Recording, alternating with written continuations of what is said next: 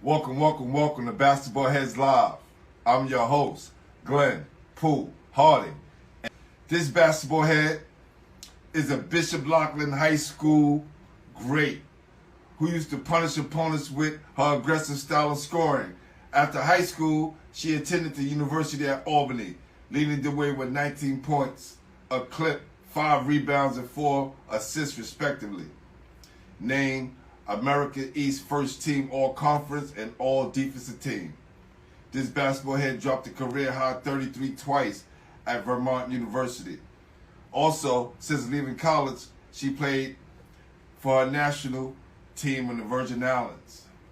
The first year, she helped them win gold in the Central Basketball Games, then qualifying them for the AmeriCup, which allowed them to qualify for the Pan Am Games. This past February, they won silver in the Central Basketball Games, only losing to Puerto Rico by 2. This basketball head had a first ever and the team's first ever triple-double against the Dominican Republic. So without further ado, she'll be joining us in a few.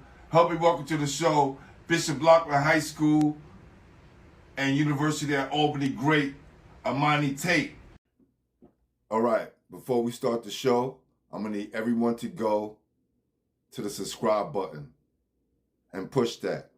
And make sure you push that like button. And if you got something good to say, even if it's something negative, I don't really care. Leave a comment. Let me know how you feel. I appreciate that. Y'all ready?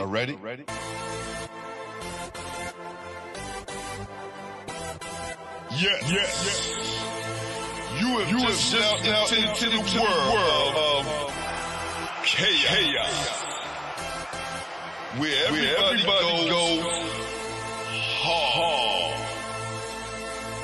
Come on. Go hard. Go hard.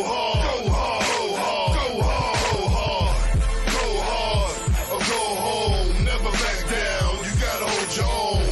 Go hard. Go hard. Go hard. Go hard. Go hard. East Coast. Go hard. West Coast. Go hard. Midwest. Go hard. Dirty. Hurry up, everybody. Get online, buy your tickets, cause the game about to start. There we go. Hi.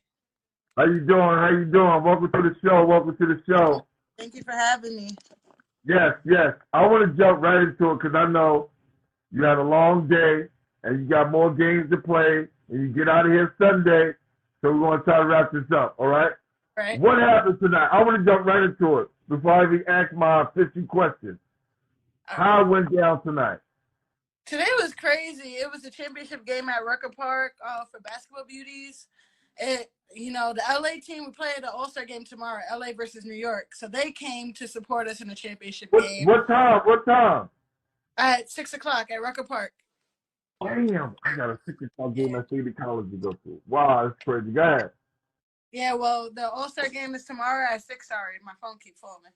All-Star game tomorrow at 6 o'clock. So everybody came out to support. And it was just crazy. It was a lot of energy. It was live. We won. We ended up winning. So it was a good game.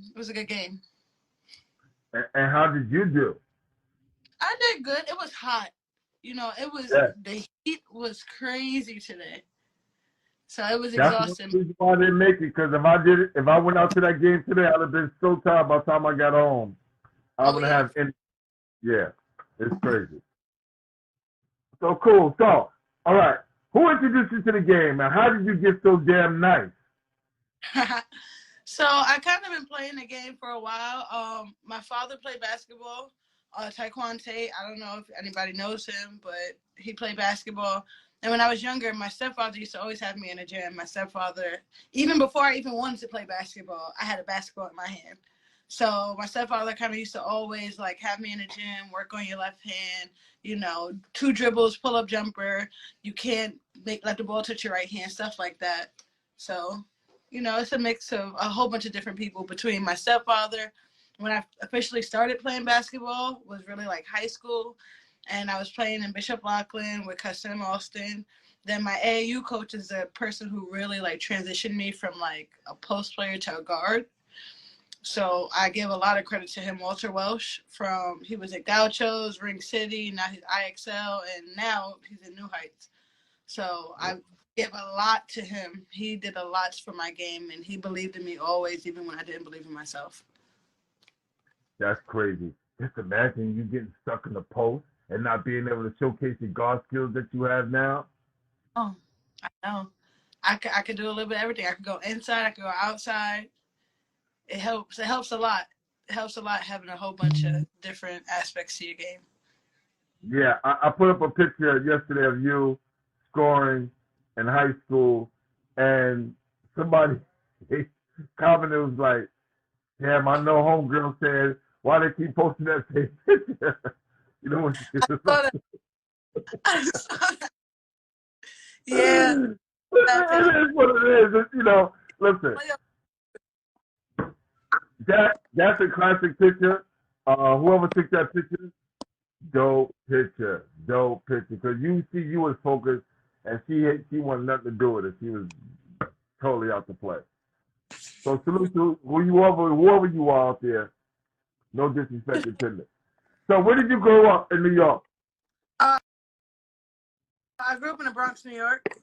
I lived here majority of my life. I moved out to Jersey for a little bit, but I've always been in New York. Yeah, I asked you that because, you know, it's crazy how you up in the BX and how you ended up in Bishop Loughlin. That's usually reserved for the girls in Brooklyn. Yeah.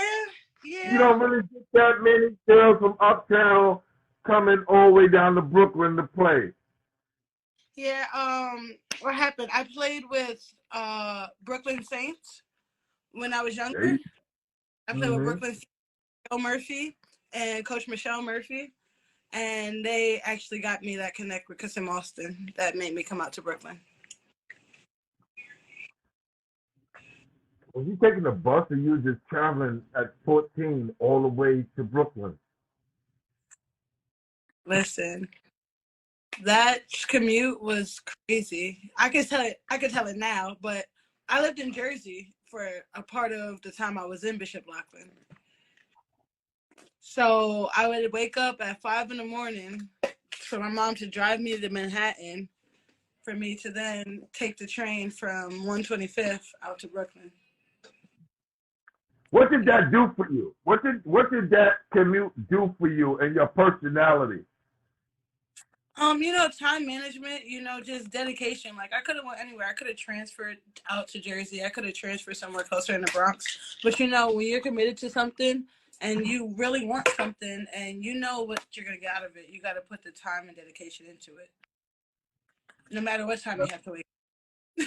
That's awesome. No, because that's something I think kids need to hear and need to understand. I lived in Bed-Stuy, and I had to travel to Coney Island to go to Lincoln. So that whole hour, some change every day, and you got to do it coming back. So it prepared me because to get to prep school, got practice 6 o'clock in the morning. They get to college, got practice 6 o'clock in the morning. It's like, okay. So getting up early on helped me. Okay, I just need 15 minutes to get ready in the morning. If I leave at this time, I'm gonna make it right on time for this. It prepares you a lot. You get to learn yourself. Right. And learn not to just be on time because you may miss something. You got to always give yourself a little cushion time. Yeah. Do you remember your first game? The very first game you was in with referees? No, but I'm pretty sure it was in what was it? Oh man, I can't remember. It was in Brooklyn. It was a Nike swoosh. That was probably one of my first tournaments ever. Like I played in middle school, and I do remember middle school. The most embarrassing story. I bet you my middle school coach still remembers it. I ran track for years before I started playing basketball. I stopped running track in 5th grade. I tried out for the basketball team in 5th grade, didn't make it. So six, like, oh, she's all right. We're gonna bring her on the team because she was decent. She had speed and everything. My first game was a semifinals game. We were up, and one of our star players fouled out. So they put me in. My coach knew I was fast, so they about to inbound the ball. He's like, come, you can get the steal. I ran through the passing lane. I get the steal. Now I'm going full head of steam to the basket. I brick it off the backboard. It goes to half court. They get the ball and go the other way. Everybody's like, he will never let me forget it. That was my first game. Bricked it off the backboard bad. And I was by myself. Listen, at least you shot at the right basket. Yeah. Well, I had no choice running through the passing lane to my basket. I had no choice. Okay. If it wasn't mine, it was just going, so be it. I was running to whatever basket in front of me. See, I always bring that up because those are like our humbling beginnings when we first start to play. You know, when we first get out there, it's the referee, it's the crowd, it's so much going on, and we kind of learn to play in that environment, in those crazy environments. Even though it started off kind of shaky, we kind of get used to it, right? Yeah. And it prepares us for later on, where people yelling at you while you're at the foul line now when you're in college, the cheerleaders or boosters, everybody, you know, going crazy, the band playing, right? So all of those things kind of help us later on. Knowing your full name, your full government, talking to you like they really know you. Yeah. It's terrible. Call out family members and all that, right? That's crazy. So when you got to Loughlin, did you like play JV? You went through the process, or you go straight into varsity? No, I went JV. I went JV for, I believe it was my first year, and then we went varsity. I went to varsity with Jasmine Austin, Ayanna Ratliff. That was who moved up with me from JV my first year. Wow. Yeah. That's a nice crew to move up with. That's crazy. When you was there. Yeah. No, it was a.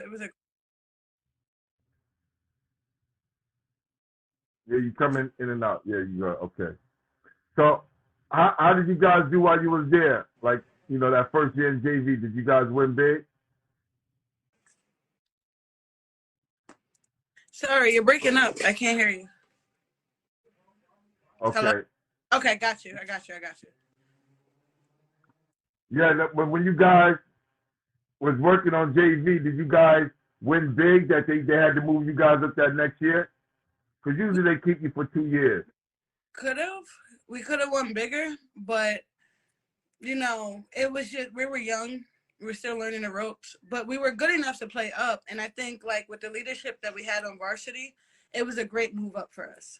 Like, we had some really good leadership on varsity. So, like, with Nare Austin, Simone Charles, and it was a lot of us. We had a good team. We had good team chemistry.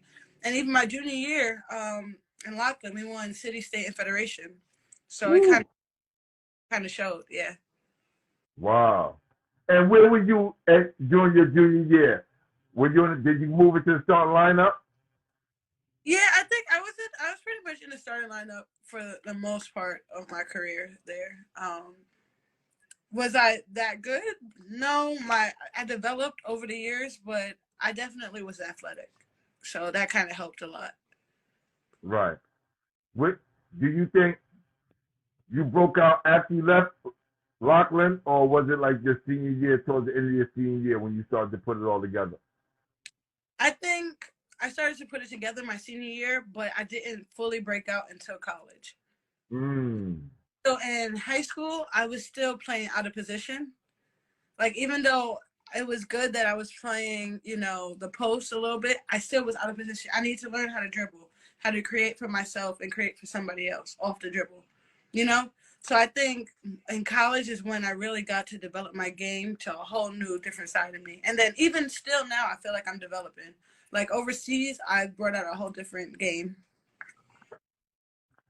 And you know, it's so crazy, right? Because I think they do it a lot with the men's basketball. They focus on the young talent so much, not knowing that it's going to take years for them to kind of fully develop their game, be able to play a game inside a game, to keep motivating themselves to get better. those things don't happen till later on. Yeah. And even I'm talking about for the great ones, still you're still learning. Even people watch LeBron, right? They was talking about the genius, and he was all of this being young, but it wasn't till later on till he really hit like his 30s he was like. You get older, your body is like you don't have the speed or the stamina or anything to really go like you used to. So you got to be smarter. How can I still achieve the same goal while doing less? I always say every time I get on the court now, I say we got to work smarter, not harder. We can't be doing showboating stuff and dribbling, doing all this extra stuff, tiring ourselves out when we could make the easy pass and let somebody else get a bucket. Your bucket's gonna come. Right. Your bucket's gonna.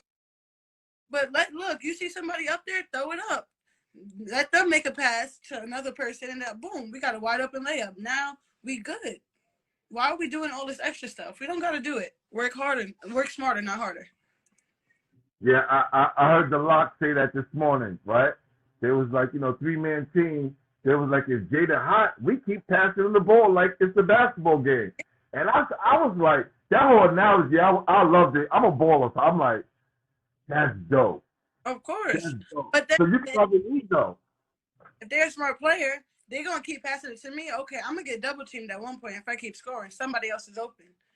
Make the next pass. When she make that next pass, okay, they scored. Now they're going to have to guard us fairly. Okay, now I'm open again. Let me go to the bucket. Oh, you double team me again? Oh, look, she's open. Oh, now she open. You just got to be smart. You don't have to exert yourself. Like, yeah, you hot, but when you hot, always do something else. Like, you get a box and one done on you. They always tell you, you shouldn't be the one trying to get the ball. Go set a screen for somebody. Get somebody else open. Because they're going to be watching you. They're boxing one. That means they're watching you because they know you can score. If you set a screen, nobody's going to try to leave you. So you getting somebody else open. That's even better than you scoring at that point. Because now you're making it easier. Okay, y'all going to worry about me? Look, there's an easy bucket. Nah, listen, you talking facts. I was the defensive guy. So when it came time to play boxing one of the best guys, I was holding them. And I would love the fact that these guys wasn't running to try to get nobody else open to set themselves up if they wasn't getting the ball. So I was just face guard them. I wasn't worried about nobody coming behind me. Exactly. That's crazy that you said that. And then did you use like all conference and all defense? Yeah. Yeah. So I see why you said, it started to come together in college. What transitions did you have to make moving from high school to college? One of the biggest things that my coaches used to always say is like, kind of put yourself in a box. Stop worrying about what other people are doing. Worry about yourself. Like, granted, it's not saying be a selfish player and don't, but it's like, I feel like a lot of players, they ready to point the finger. Ready to point the finger. Well, this person did this, that's why I did it. No. Focus on yourself. What could have you done better to make this play work better? How could have you moved your feet better so that this person didn't beat you, so this person didn't have to help you? Stuff like that. Like, put yourself in a box. Worry about what you got to do. And I think that helped me a lot because it's like, now I'm looking at myself. I know what I can do. I'm focused here. And now I can see everybody else. Okay, I know what I'm doing. I can perfect my game.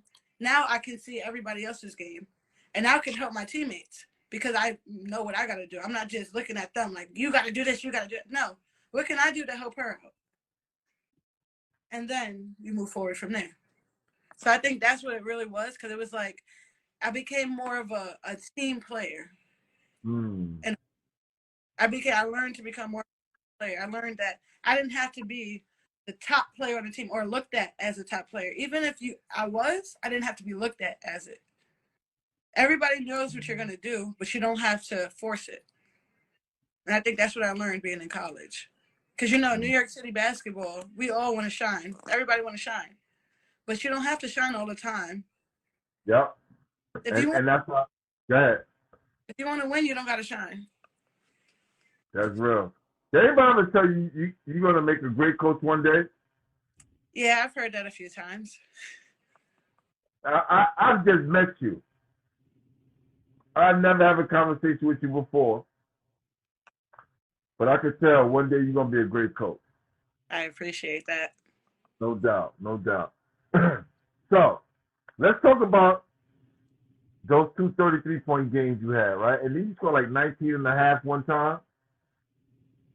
I scored 19 in the first quarter in Albany, my senior year. Yeah. The coach takes you out, you was like, okay, I had enough. Because I could have scored like 20 if I wanted, 30 if I wanted to. What was going on in that game? Like, you was mad at the opponent. It was just like everything was clicking. Everything was clicking. Everything was just clicking. And I was the type of player, I normally don't shoot threes. I only shoot threes if I'm hot. If I'm confident and I'm hot, I'm shooting threes. And I would hit like 2 or 3 threes in the first quarter. So I just knew it was my game. I just knew it was my game at that point. Like, I wasn't even worried. It's, it was just there. It clicked. That's all it was. It clicked. That's dope. That's dope. What was the hardest adjustment you had to make on and off the court? Like, what was the hardest adjustment you had to make? I know you're saying ball handling and getting your right position. Ball handling for sure. I think confidence in myself, because it's like people could see what type of player you are, but sometimes it's harder for you. You're your biggest critic, and I feel like I was always the one to dwell on the bad. I did, like, if I go in a game, I can have 30 points. I'm still thinking about that missed layup, and that would bring my confidence down because I'm like, okay, maybe I'm not as good to go up against these people, but in reality, these people are, giving me my respect, and I'm just not looking at it like that. So I just have to have the confidence to go out there and know that, you're gonna make mistakes, but you still do what you gotta do. Don't dwell on that and move on from it. Go out there with the confidence that nobody can guard you. And once you go out there with the confidence nobody can guard you, it's gonna become a reality. Yeah, you have to have a short memory in basketball. I always Yep. tell my players, you have to have a short memory. You can't dwell because the game moves like this. Mm-hmm. So while you dwelling, baskets are being scored, turnovers, shots are being made. You got to move on past that. And a lot of times it's hard for ball players to do that because they worry about people watching them, what their coach thinking, and creating their own story inside their head and their own narrative that's probably going to lead them towards not having a good game. Yeah, and with that being said too, I think the biggest lesson that I learned is you don't always have to score to have an effect on the game.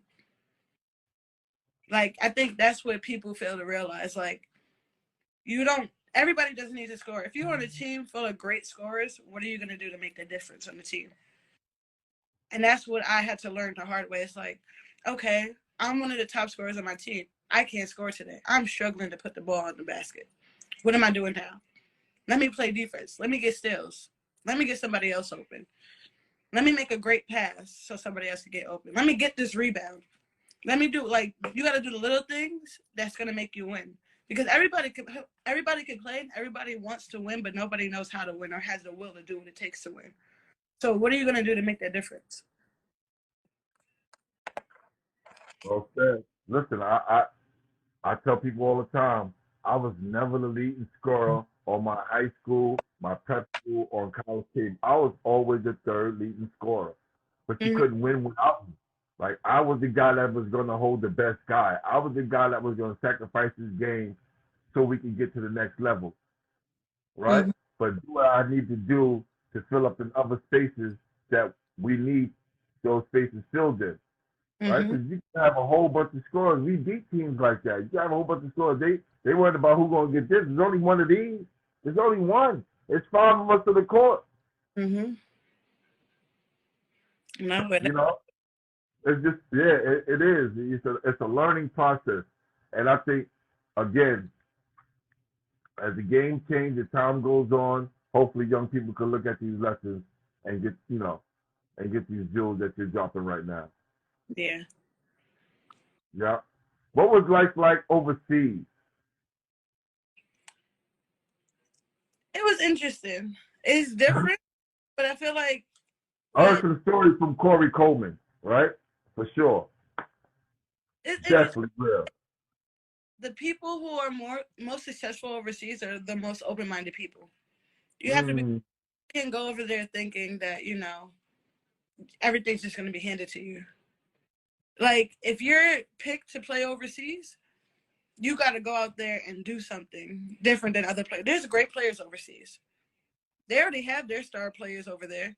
You got to do more than what they're doing because they're paying you more money.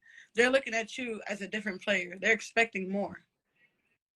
So you got to go out there, you know, not just expect, oh, I'm from New York City. I'm from the U.S. Like, I'm just going to, no. These girls don't care who you are. They do not care at all. They're going to go at your neck the same way. And the refs aren't going to give you the calls that they might give you over here.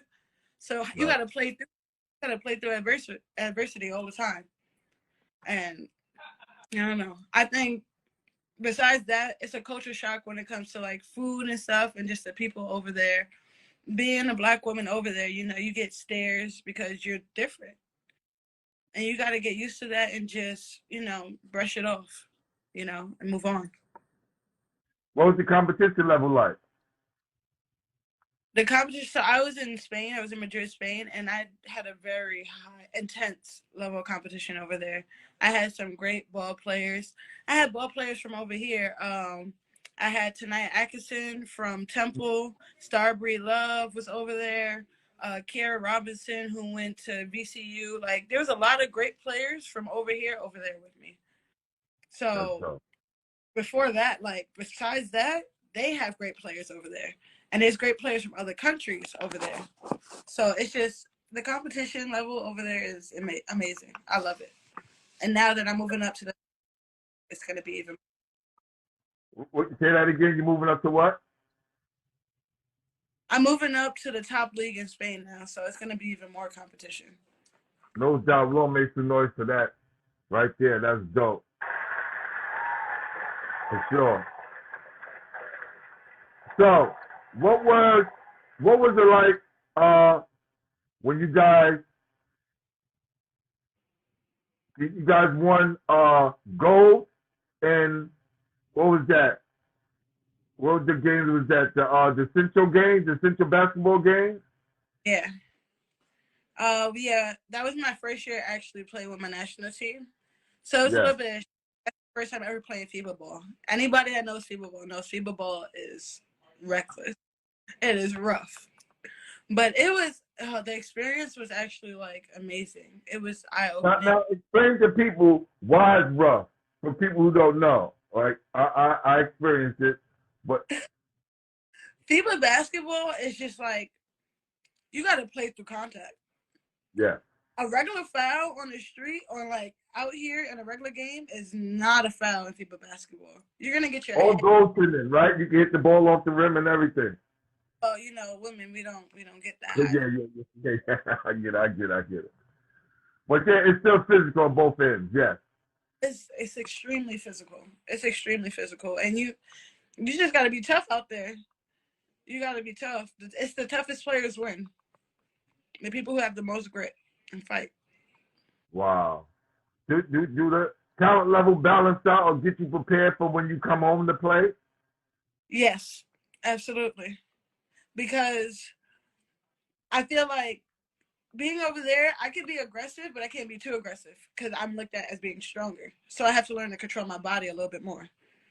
And once you learn to control your body and get your footwork right and stuff like that, it's like, it helps so much, like, so much. People, it's hard to go. The pivot. I love the pivot. Ask anybody. My pivot moves, I'll pivot 1,000 times before I even look at the basket. Like, right. So that in Spain, learning that in Spain and how to, you know, maneuver my body helps so much. Well, you know, our homegirl Nene, you know, nominated you to be on the show. Yes. Right? We talked about, you know, I was looking forward to seeing Kanaya Pollock on with you tonight as well, right? Yeah. But we'll get that because she was in traffic as well. Yeah. So. Yeah, Kenya. Right, Kenya. So I want to make sure I've been dogging her name all night. Sorry, I'm Yes. like the king of dogging people's names. Who are some other females out there that like hold weight? Cause Nene sent me about 3 people, and I know when she sent me to them, I was like, yeah. I went and did my research. I was like, oh, killers for real. They killers. Yeah. Who are some of the other ones out there? Off top of my head, it's hard right now. You put me on the spot. I know I just played against, I don't know her full name, but Q. She played, I played against her in Watson. I played against her in Rose. She plays overseas too. I know that for a fact. I'll send you her Instagram after this. Please, please.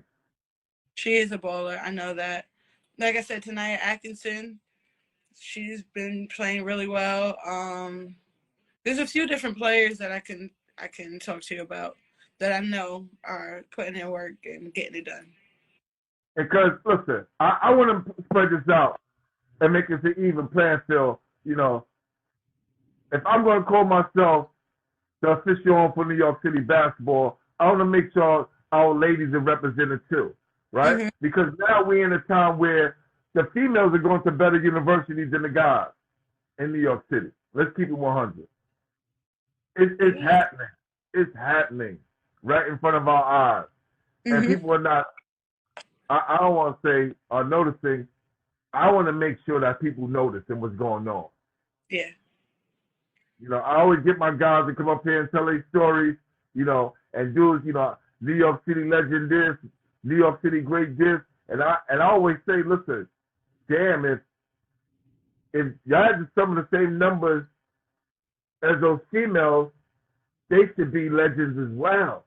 We don't get that talk in a female ball playing lane, right? It was always reserved for the dudes. No, I agree. And it's a lot. It's a lot of dudes that they, call themselves legends. Not saying that a lot of them didn't earn it, but I know there's a lot of females out there that's out there killing and got those same names and them same accolades and probably even more. Mm-hmm. It's not being recognized. At all. At all. So I want to make it a point. So go ahead. I can agree. I'm gonna get you those names right now. My brain is like. No, it's all good. I'm about to get you out of here because I know you're tired, right? We're gonna play a little game real quick, and I'm gonna get you out of here because I understand. And you got a fight to catch on Sunday. And you got another championship game, don't you? Come, you got a game tomorrow. The LA game is the All-Star game. Yep. Friday, what's happening? Rose Classics, 8:30 championship game against Footprints. First of all, I'm coming. All right. That's right in Brooklyn. I can make that. Friday, that can be my Friday. Okay. For sure. And Saturday, what you got going on? Still trying to figure it out right now, but it looks like we're gonna have a playoff game at Watson. Look at that. Straight baller. All right. We're gonna do this before you get out of here. Top high school, college, and pro player you played against. Oh. Top high school. High school. I give it to Bianca Cuevas. Where she played at? She played at Nazareth. Oh, Naz. Somebody said that on here too. You should bust Nazareth ass too. Somebody said that. I don't remember seeing it, but I didn't plug it away. Yep. It says, doing homegirl from Nazareth dirty too. My man Fleroy said that. I could also say Aaliyah Lewis from Bishop Ford. Okay. We had some nice point guards in the CHSA, AA. What about college? Oh, college. That was a while ago. Let me see. Against college.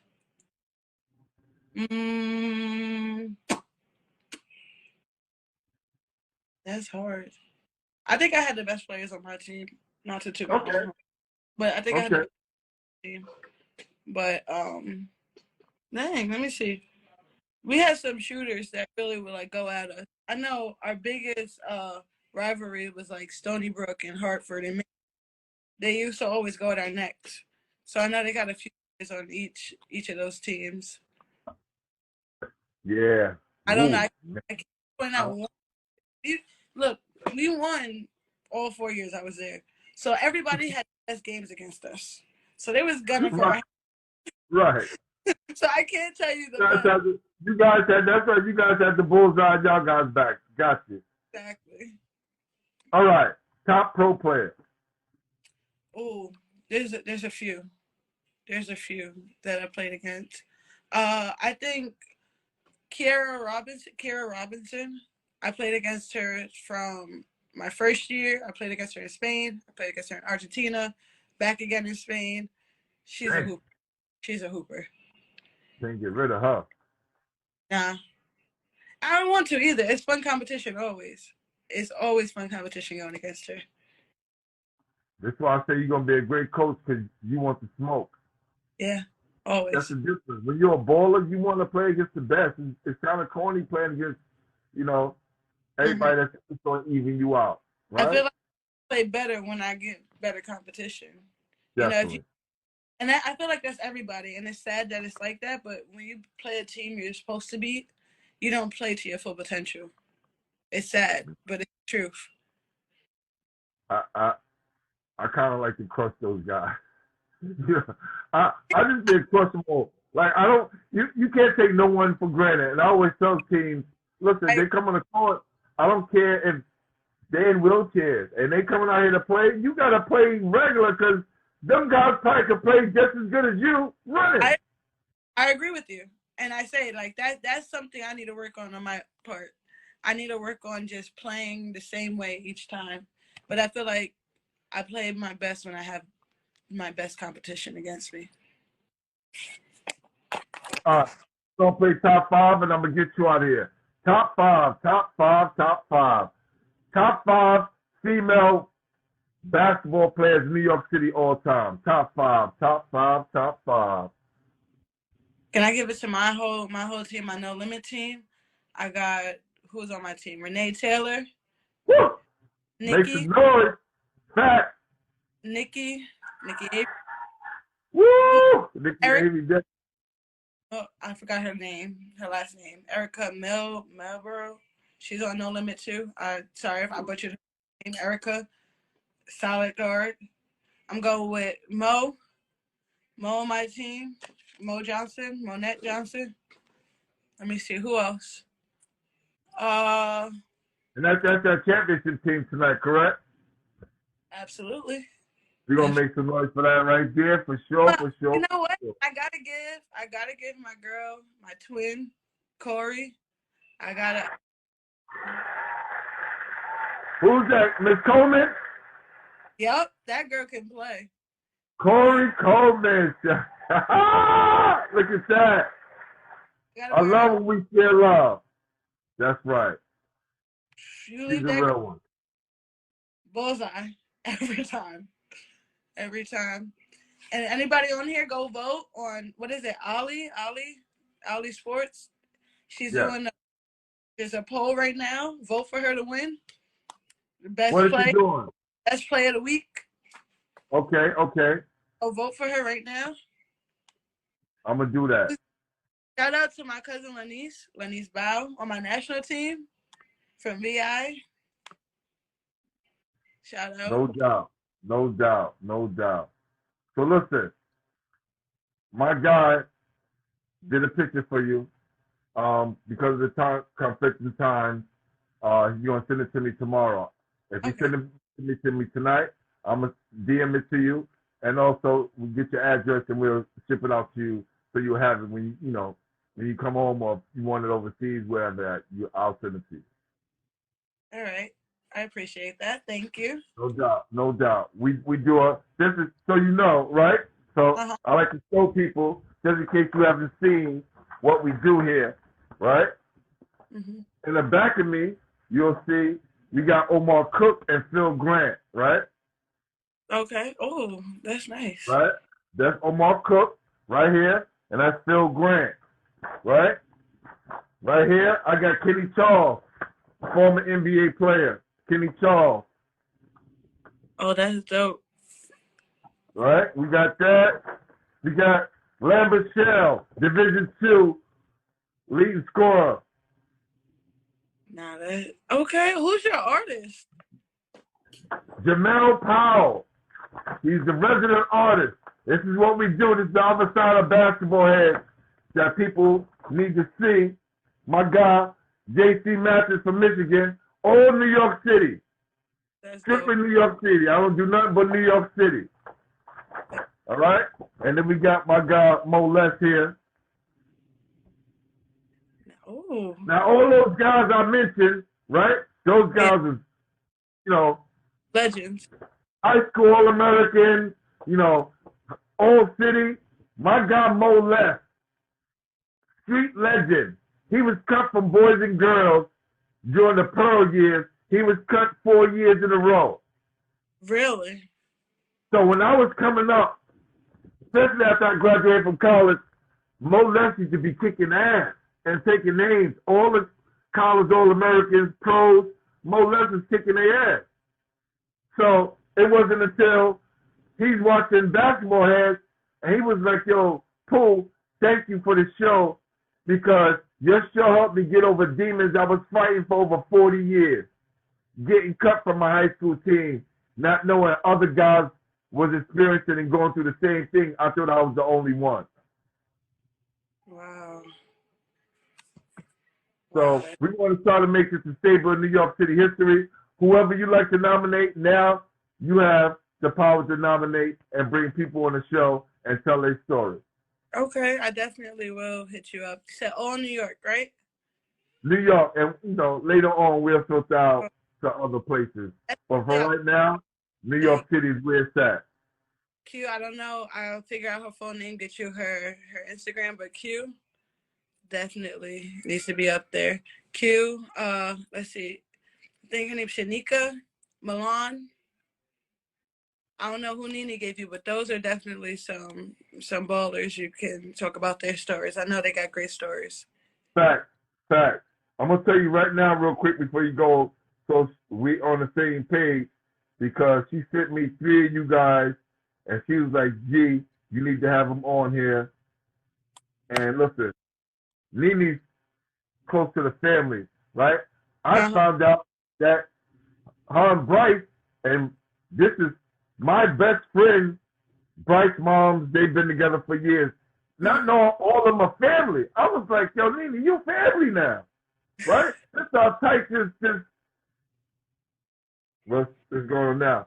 This brotherhood and sisterhood of basketball is. Right? Mm-hmm. So I know she gave me you, she gave me Kenya. Kenya and someone else. So I'm just okay, hold on. Still waiting for them to finish buffering. But please, if you come on the show, you have the power to nominate people. And if it comes from someone who's been on the show, just I know how real and how thorough they are. Okay. All right? So I appreciate Thank you, Queen. Thank you. And keep making history. Keep making us proud. I will, of course. No doubt.